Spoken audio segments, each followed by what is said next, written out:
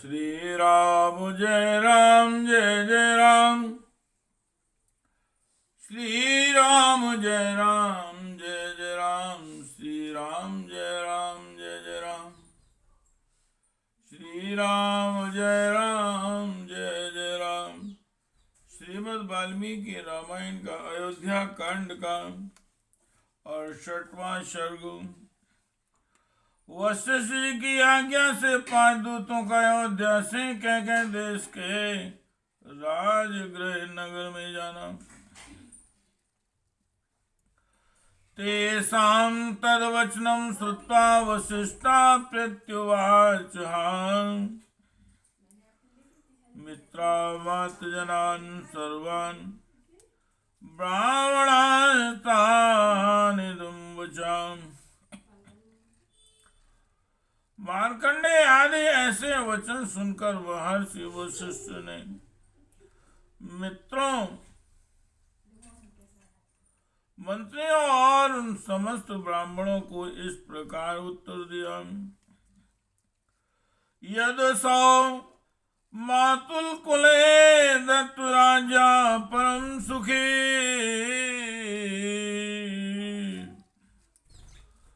भरतो वसति भ्रात्रा शत्रुघ्नेन मुदान्विता।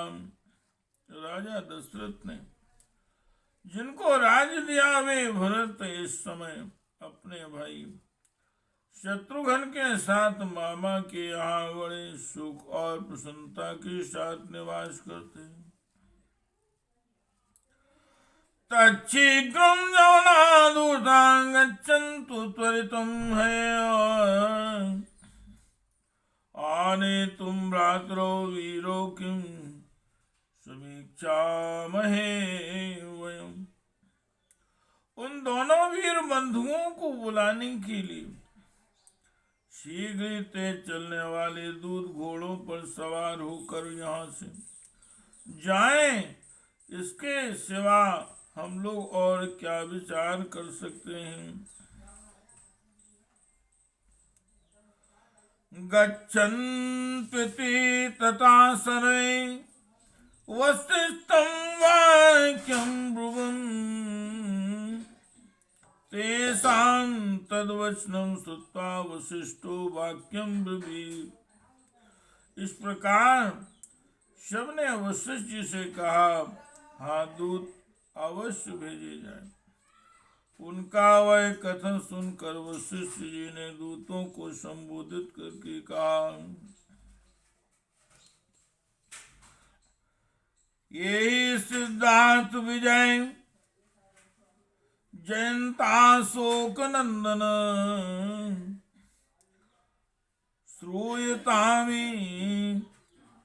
श्रूयतामित कर्तव्यम सर्वानियु ब्रवीमहम्।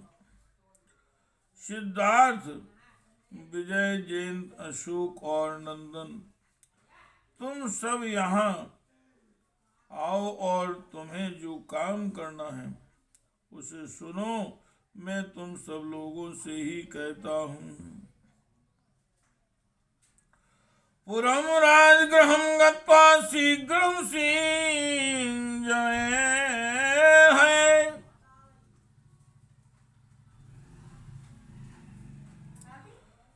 पुरम राजगृहं गत्वा शीघ्रं शीघ्रजुवे है। त्यक्त शोकैरिदं वाचा शासनान् भर्तुम्।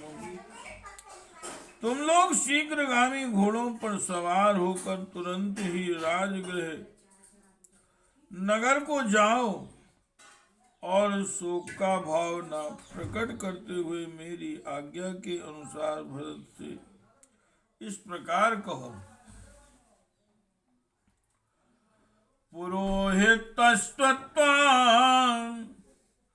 पुरोहितस्त्वां कुशलं प्राय सर्वे चामन्त्रिणां कर्माणस्य निर्याहि कृत्यमात्यैकं त्वया। कुमार पुरोहित जी तथा समस्त मंत्रियों ने आपसे कुशल मंगल कहा है। अब आप यहाँ से शीघ्र ही चलिए, अयोध्या में आपसे अत्यंत आवश्यक कार्य है। मां चस्मे प्रोषितम रामम मां चास्मे पितरम मृतम भवन्ता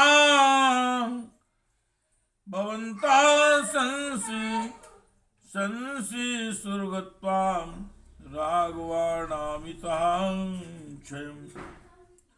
भरत को श्री रामचंद्र के वनवास और पिता की मृत्यु का हाल मत बतलाना, और इन परिस्थितियों के कारण रघुवंशियों के यहाँ जो कुराम मचा हुआ है इसकी चर्चा भी ना करना। कौशयानि च वस्त्राणि भूषणानि वराणि च क्षिप्रमादाय राज्ञश्च भरतस्य च गच्छतो। कैकेयी राज तथा भरत को भेंट देने के लिए रेशमी वस्त्र और उत्तम आभूषण लेकर तुम लोग यहाँ से शीघ्र चलो। दत्तपश्य सना दत्तपथ्यस्तनादूता जगमो स्वं स्वं निवेशनम् केकयांस्ते गमिष्यन्तो हयानारूय सम्मुतान्। कैकेयी देश को जानने वाले वे दूत रास्ते का खर्च ले अच्छे घोड़ों पर सवार हो अपने अपने घर को गए।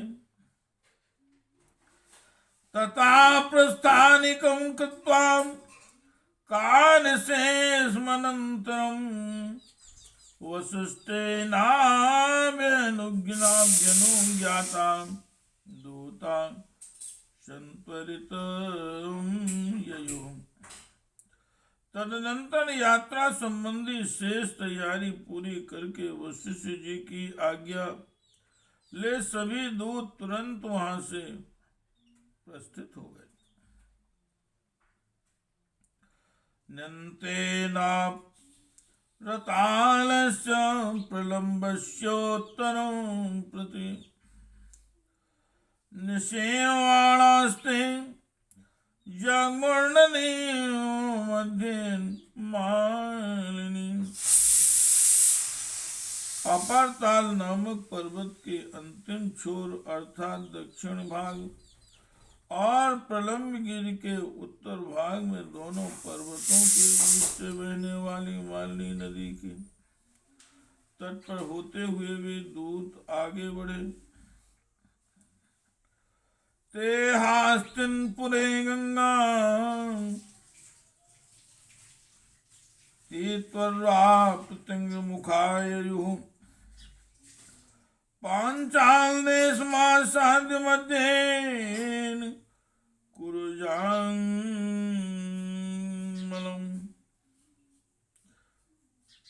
पांचाल देश साध्य मध्येन कुरुजांगलम। श्री राम जय राम जय जय राम। श्री राम जय राम जय जय राम। हस्तिनापुर में गंगा के पार करके वे पश्चिम की ओर गए और पांचाल देश में पहुंचकर कुरुजांगल प्रदेश के बीच से होते हुए आगे बढ़ गए। सरांसी चांग सुफुल्लानि नदीश विमलोदका निरीक्षमाणा जगमुस्ते दूता कादवाशान्तुतम्। मार्ग में सुंदर फूलों से सुशोभित सरोवरों तथा निर्मल निर्मल जल वाली नदियों का दर्शन करते हुए वे दूत कार्यवश तीव्र गति से आगे बढ़ते गए।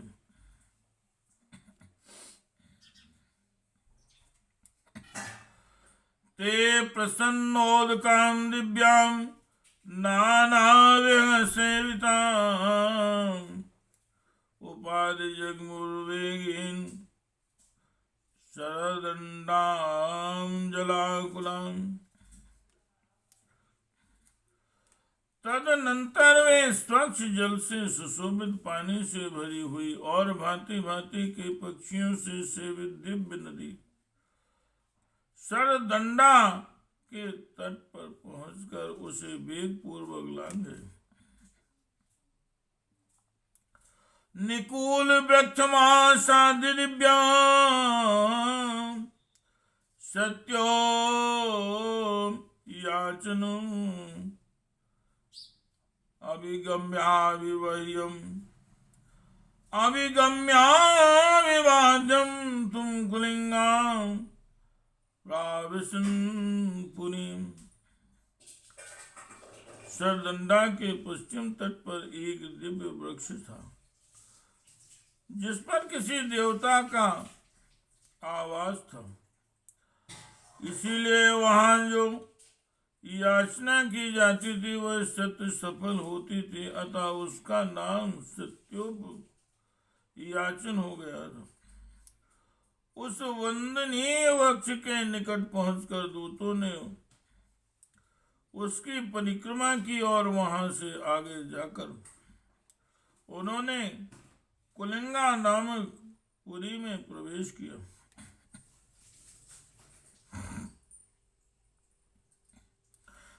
अभिकालम तथा प्राप्य तेजो अभिभवनाच्युता प्रत्युपैता ही पुण्याम तैरुरिक्षुमतीं नदीं।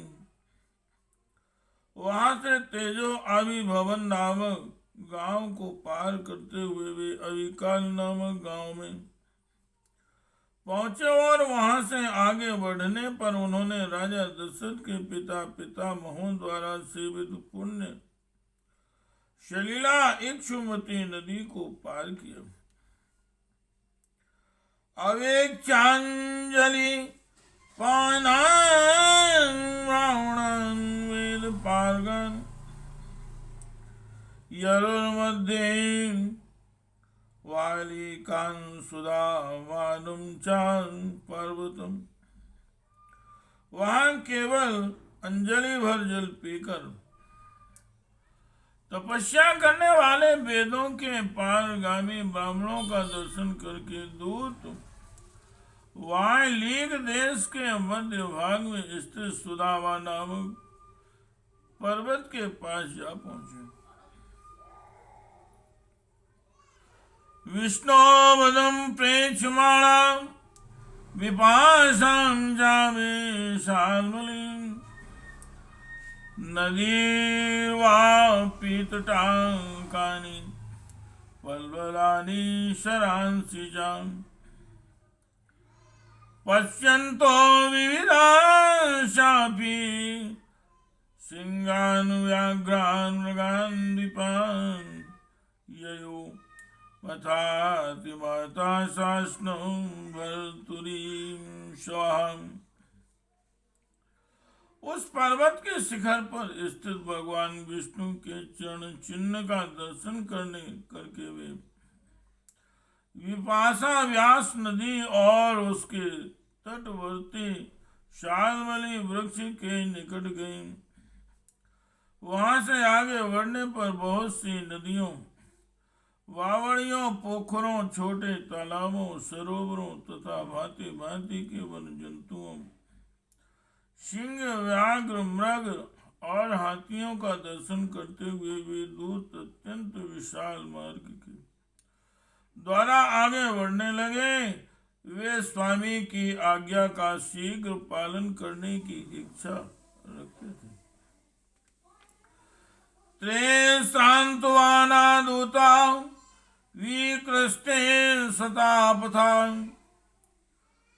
गिरिव्रजं पुरवरं शीघ्रमासे दुरंजुषा।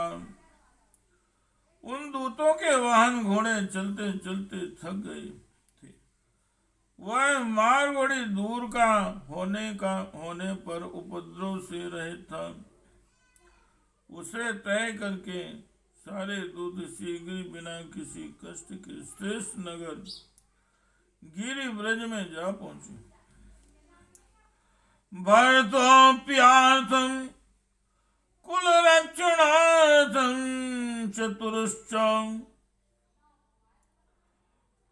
वंशस्य परिग्रहार्थं ऐरमानास्त्वया स्मृदूताम् रात्रां तु ते तत्पूर्वमेवायाताम्।